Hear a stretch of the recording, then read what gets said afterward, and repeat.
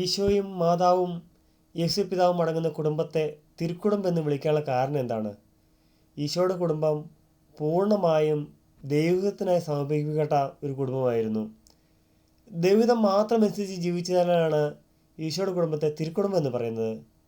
പരിശുദ്ധ മാതാവിനെ പറ്റിയുള്ള ചില പഠനങ്ങളിൽ പറയുന്നത് പരിശുദ്ധ മാതാവിൻ്റെ മാതാപിതാക്കന്മാർ നീതിമാന്മാരായിരുന്നു.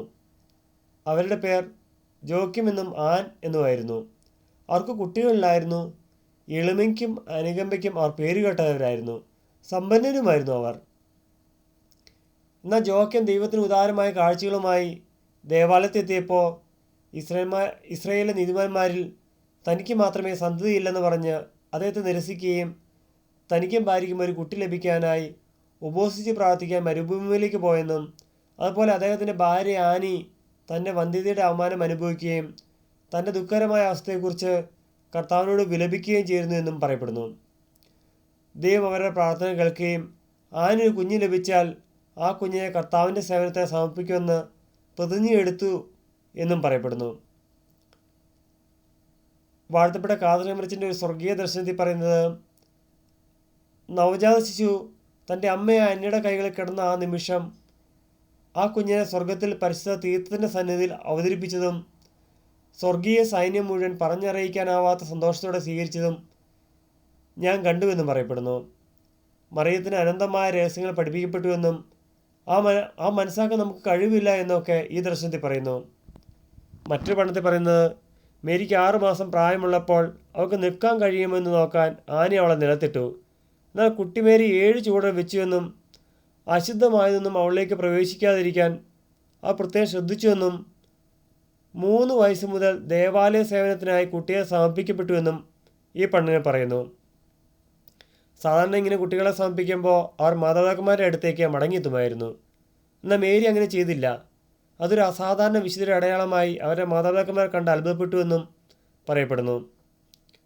ദേവാലയ ജീവിതത്തിൽ കുട്ടിയായിരുന്ന മറിയം ദൈവത്തിൻ്റെ നിയമവും നെയ്യിലും പഠിപ്പിക്കപ്പെട്ടുവെന്നും അവർ പ്രാർത്ഥനയിലും തിരുവെഴുത്തുകൾ വായിക്കുകയും ചെയ്തിരുന്നുവെന്നും വളരെ ഭക്തിയും അനുസരണവും എളിമയും കഠിനാധ്വാനിയും വളർന്നു വന്നുവെന്നൊക്കെ വചനങ്ങളിൽ പറയുന്നു. ദൈവത്തെ സേവിക്കാൻ മാത്രം മനസ്സുള്ള അവൾ ഒരിക്കലും വിവാഹം കഴിക്കില്ലെന്നും എന്നേക്കും കന്യകയായി തുടരുമെന്നുമൊക്കെ പ്രതിജ്ഞയെടുത്തു.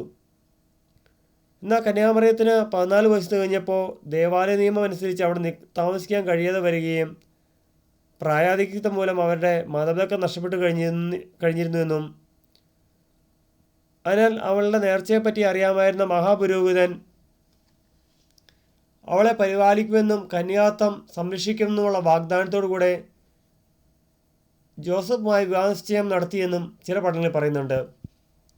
അതുപോലെ ദേവാലയ ജീവിതത്തിൽ ദേവാലയത്തിൻ്റെ കവാടത്ത് ദാനധർമ്മം പ്രതീക്ഷിച്ചു വന്ന ദരിദ്രർക്കും വൃദ്ധമാർക്കും കന്യാമറിയം ഭക്ഷണവും വസ്ത്രമെല്ലാം വിതരണം ചെയ്യുകയും കാലക്രമേണ മറ്റ് പെൺകുട്ടികളും അവളുടെ മാതൃക പിന്തുടർന്നുവെന്നും ദേവാലയം അതിൻ്റെ ഔദാര്യത്തിന് പേര് കേട്ടതായി തീർന്നുവെന്നും പറയപ്പെടുന്നു. അതുകൊണ്ടാവാം നമ്മുടെ പ്രാർത്ഥന എപ്പോഴും നാം നന്മ നിറഞ്ഞ മറിയമേ എന്ന് ചൊല്ലിയാണ് പ്രാർത്ഥന തുടങ്ങുന്നത്.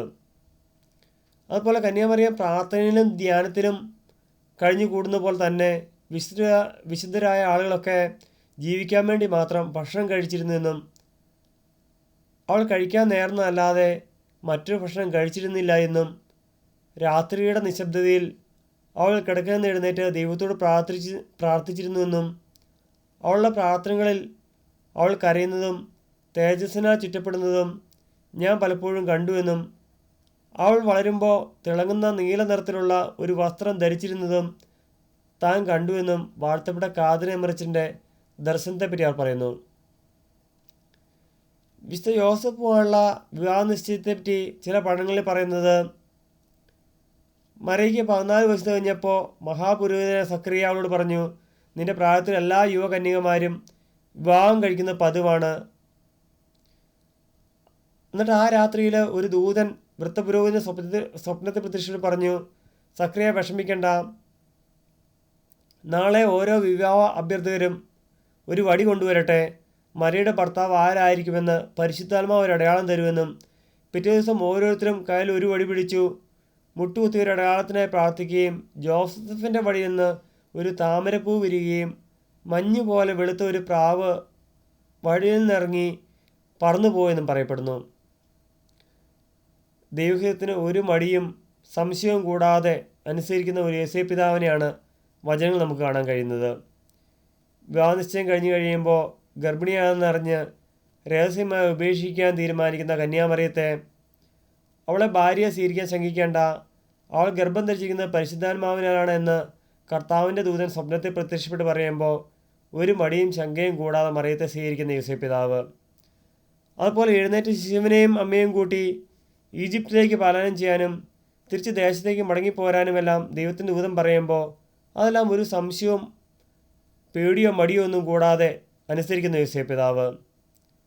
അതുപോലെ തൻ്റെ ഭാര്യ കന്യാമറിയത്തിൻ്റെ നിത്യകന്യാവ്രതം ജീവിതത്തിലുടനീളം സംരക്ഷിക്കുന്ന യേശുപിതാവ്.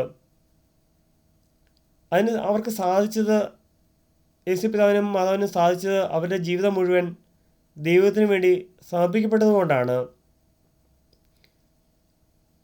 അതുപോലെ ഈശോയുടെ പരസ്യ ജീവിതത്തിന് മുൻപ് യേശുപിതാവ് സ്വർഗീയ ഭാവത്തിലേക്ക് പ്രവേശിക്കുകയും പിന്നീട് ഈശോയെപ്പറ്റി പലരും പല കുറ്റങ്ങൾ പറയുകയും മരണത്തിന് ഏൽപ്പിച്ചു കൊടുക്കുകയും ഒക്കെ ചെയ്ത് ഒരു ജീവിതത്തിലുടനീളം സഹനങ്ങളെ നേരിടേണ്ടി വന്നപ്പോൾ ദൈവത്തിൽ നിന്ന് അകലാതെ, വിശ്വാസത്തിൽ നിന്ന് അകലാതെ ദൈവത്തോട് ചേർന്ന് അവർക്ക് ജീവിതത്തിലുടനീളം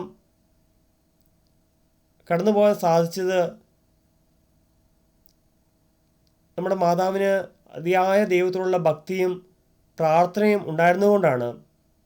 അപ്പോൾ തിരുക്കുടുംബം എന്നാൽ ദൈവത്തിന് വേണ്ടി മാത്രം സമർപ്പിക്കപ്പെടുന്ന കുടുംബങ്ങളാണ്. നമ്മുടെ ഇഷ്ടങ്ങളെയും ആഗ്രഹങ്ങളെക്കാളും അധികം ദൈവത്തിന് പ്രാധാന്യം കൊടുക്കുന്ന കുടുംബങ്ങൾ.